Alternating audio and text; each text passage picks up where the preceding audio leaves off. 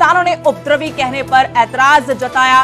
किसानों ने कार्रवाई की मांग की है कि मुख्यमंत्री के खिलाफ कार्रवाई होनी चाहिए। सीएम ने आंदोलनकारी किसानों के लिए उपद्रवी शब्द का इस्तेमाल किया था, जो हमने आपको सुनवाया कि कल फतेहाबाद में मुख्यमंत्री थे तो उन्होंने किसानों पर बात करते हुए कहा कि वो उपद्रवी हैं। उपद्रवियों के साथ केंद्र सरकार लगातार बात करता रहा है।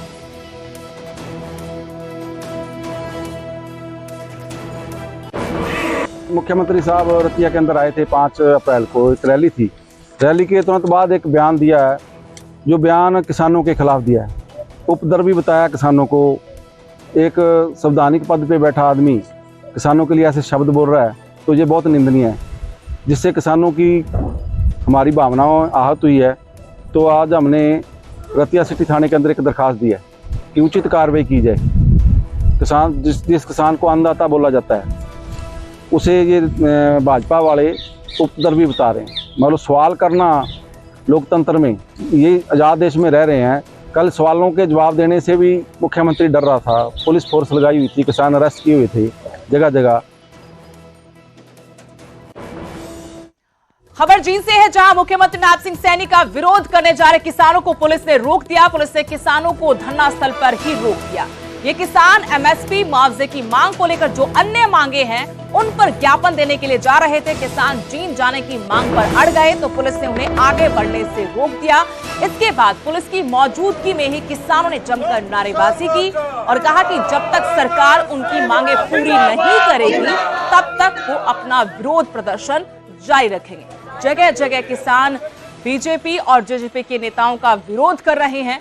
जींद में भी ये किसान इकट्ठा हुए थे। धरना प्रदर्शन इनका जारी है। अपनी मांगों को लेकर ये ज्ञापन मुख्यमंत्री को सौंपना चाहते थे, लेकिन पुलिस ने इन्हें आगे बढ़ने से रोक दिया। 30 मार्च को उचाना के अंदर हरियाणा का मुख्यमंत्री आया था और यहाँ पर 16 महीने से धरने पर बैठे हुए किसान, मजदूर, आम जनता उसको ज्ञापन देना चाहती थी, लेकिन हमारा ज्ञापन नहीं लिया गया। हमारे से झूठ बोला गया और झूठ बोल के राष्ट्र हाउस में ले जाया गया और वहां पर हमको गिरफ्तार किया गया।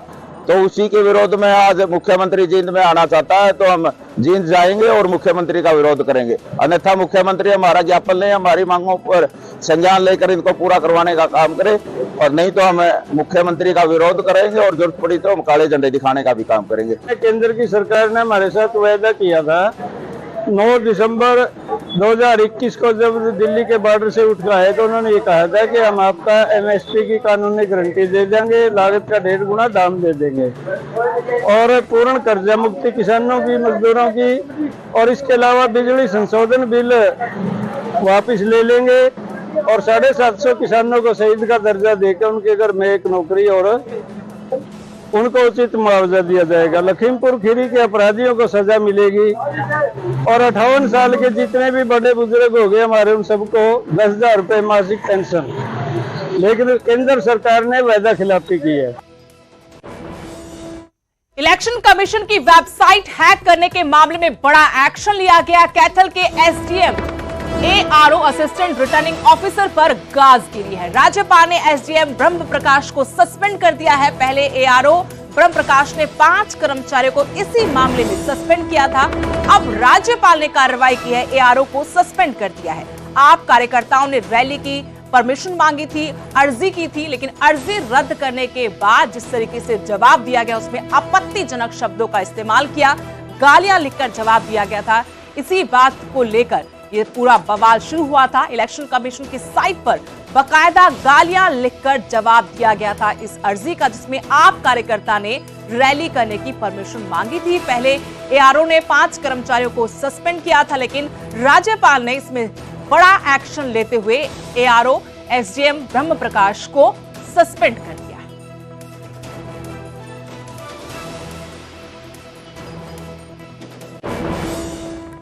उधर हिसार लोकसभा सीट से बीजेपी के उम्मीदवार बदले जाने को लेकर जो चर्चाएं हैं उन पर पूर्व मुख्यमंत्री मनोहर लाल ने बयान दिया। इन सारी चर्चाओं का खंडन करते हुए पूर्व सीएम ने कहा कि इसके पीछे विपक्ष का हाथ है, विपक्ष ओछी राजनीति कर रहा है।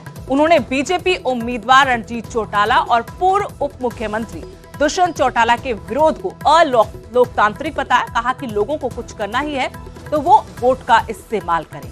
उसका इस्तेमाल करते हुए वो जो चाहे करे, लेकिन इस तरीके से जनता के नुमाइंदों का विरोध करना ठीक नहीं है। दुष्यंत चौटाला और बीजेपी के उम्मीदवारों को जगह जगह किसानों के विरोध का सामना करना पड़ रहा है। जगह जगह प्रचार भी रोका जा रहा है और घेराबंदी कर जो है काफिले को भी रोका जा रहा है। लोकतंत्र में ये करना शोभनीय नहीं है।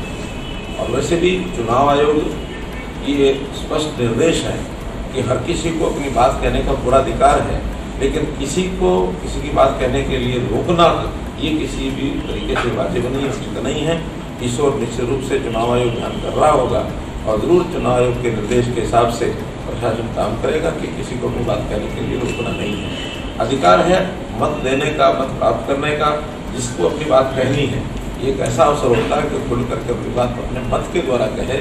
सबको मत है कि किस सरकार को लाना है, किस व्यक्ति को चुनना है, लेकिन किसी व्यक्ति की बात न सुनना, उसका विरोध करना, चाहे कोई भी हो, सत्ता पक्ष हो विपक्ष हो, ये उचित नहीं है और ये कभी भी किसी को करना नहीं चाहिए। और जब सामने कोई कमज़ोर पार्टी होती है तो स्वाभाविक है जो कमज़ोर होती है उसको नुकसान होता है और जो उसके मुकाबले में कॉन्फिडेंट होते हैं और अपने तरीके से चुनाव लड़ते थे उनको लाभ उसका होता ही है। हाँ, कुछ ओछी हरकतें हमारे विपक्षी दल खास करके कांग्रेस के लोग उछालते रहते हैं, क्योंकि उनको लगता है कि जमीन पर तो कुछ है नहीं, ओछी बातें उछालने से और शायद उनको लाभ हो।